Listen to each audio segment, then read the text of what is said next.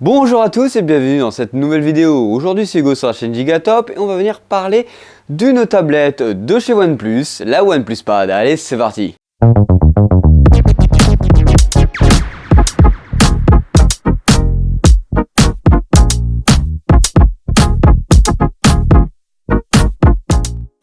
Je t'avais parlé la semaine dernière de la tablette Oppo, la deuxième du nom, qui devrait sortir dans les mois à venir, mais cette fois-ci on va s'attarder à sa sœur, la OnePlus Pad. Alors avant d'aller plus loin, tu connais la chanson, on s'abonne, on like et on écrit en commentaire ton avis sur le sujet de la vidéo et sur le sujet de la tablette en elle-même. Au moment où je tourne cette vidéo, la tablette n'a pas encore été présentée par OnePlus, mais ça devrait se faire aujourd'hui, au moment même où je suis présent là. Mais ne t'inquiète pas, on a quand même toutes les informations sur celle-ci, on a même des vidéos promotionnelles qui sont sorties en avance et que tu verras au moment de sa sortie réelle. Alors pour son design, on a quoi? On a un îlot photo circulaire particulièrement imposant à l'arrière de celle-ci, c'est-à-dire qu'un seul capteur à l'arrière, on verra après de combien de mégapixels. On peut remarquer que ce gros capteur central rappelle énormément celui du OnePlus 11, qui est présenté bien sûr en même temps que cette tablette là en Europe, car elle a déjà été présentée un mois en arrière en Chine sur le marché asiatique. Alors au niveau de la fiche technique, on est sur quoi? On est sur un écran LCD et non un écran OLED de 11,6 pouces avec une qualité d'affichage de 2,8K et surtout qu'on a un taux de rafraîchissement de 144 Hz, donc c'est plutôt agréable pour jouer à tous les jeux.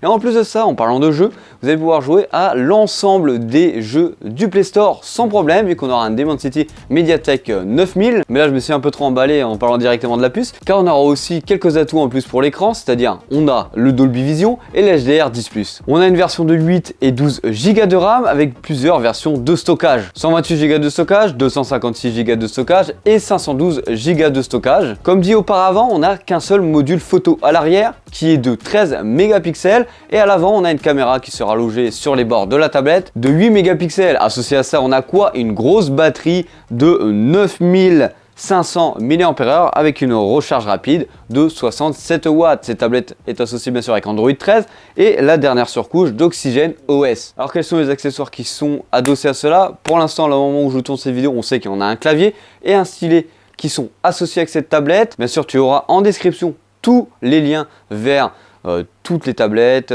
tous les accessoires qui seront disponibles avec cette tablette. Alors selon toi, qu'est-ce que tu penses de cette tablette? Est-ce que ça te vaut le coup que OnePlus se tourne enfin vers les tablettes? Est-ce que tu vas y aller? Est-ce que tu te dis ça c'est une bonne utilité? Voilà OnePlus, ça j'aime bien. En tout cas, c'était Hugo sur la chaîne Gigatop. N'hésite pas à aller voir aussi la vidéo sur le Oppo qui devrait s'afficher juste ici ou qui est toujours resté là depuis le début. Allez, bisous!